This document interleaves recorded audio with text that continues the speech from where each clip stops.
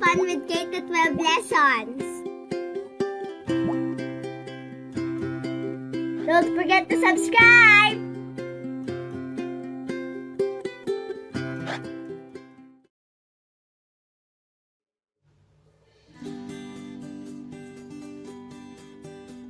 Musika at sayaw.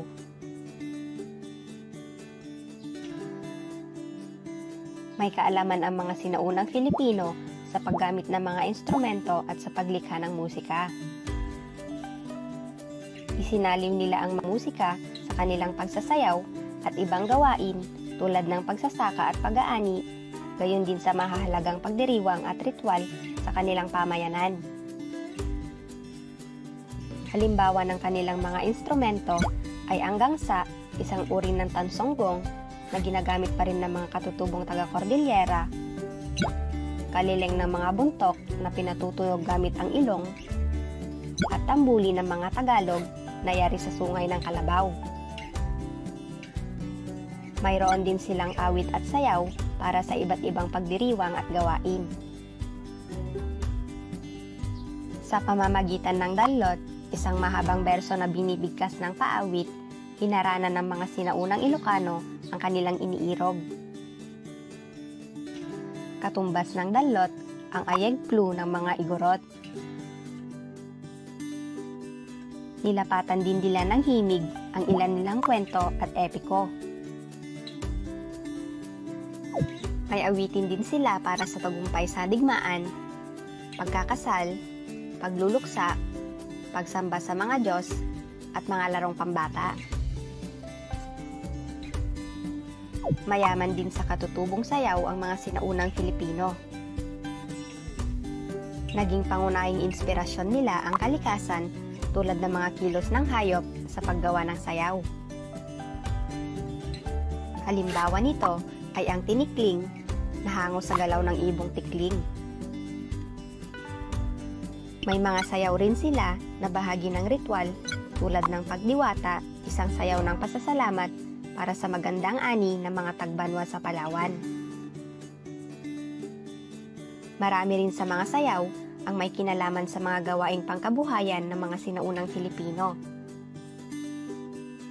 Halimbawa nito ay ang sayaw ng pagtatanim at paggapas ng mga magsasaka sa Katagalugan at pamulad isda o sayaw ng pagpapatuyo ng isda ng mga taga-Negros. Iba pang halimbawa ng sinaunang sayaw ay ang salidsid o sayaw ng panliligaw ng mga kalingga,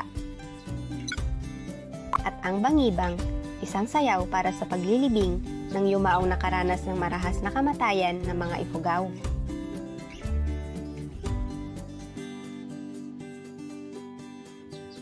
Ang mga sinaunang musika at sayaw na ito ay patuloy na nagiging bahagi ng mga pagdiriwang at pista sa iba't ibang lalawigan sa Pilipinas.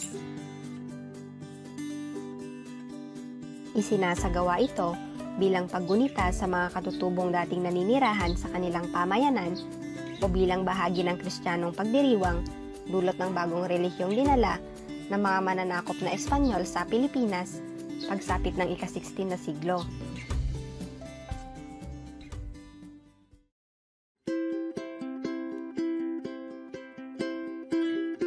Pag-aralan natin muli.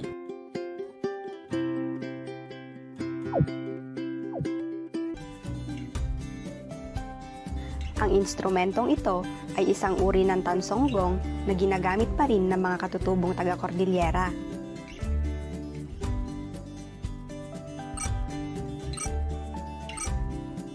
Gangsa. Ano ang tawag sa instrumento ng mga buntok na pinatutunog gamit ang ilong?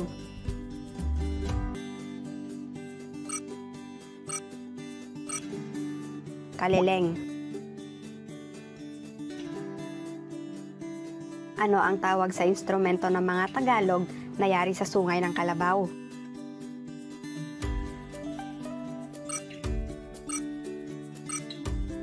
Tambuli. Ano ang mahabang berso na binibigkas ng paawit? Sa pamamagitan nito ay hinaranan ng mga sinaunang Ilocano ang kanilang iniirog.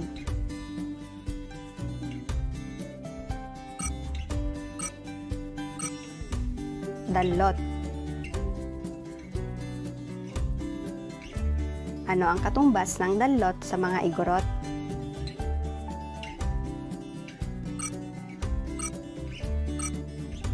Ayegklu. Ano ang pangunahing inspirasyon ng mga sinaunang Pilipino sa paggawa ng sayaw?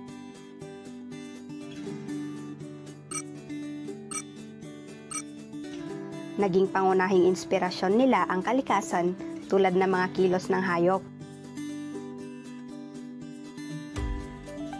Ano ang sayaw na hango sa galaw ng ibong tikling?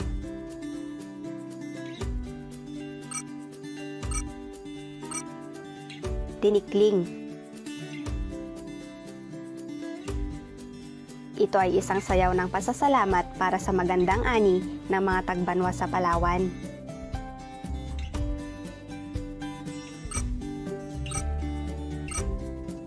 Pagdiwata. Ano ang tawag sa sayaw sa panliligaw ng mga kalingga?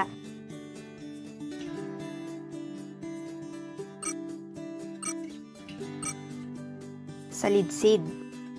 Ano ang tawag sa sayaw ng mga Ifugao para sa paglilibing ng yumaong nakaranas ng marahas na kamatayan?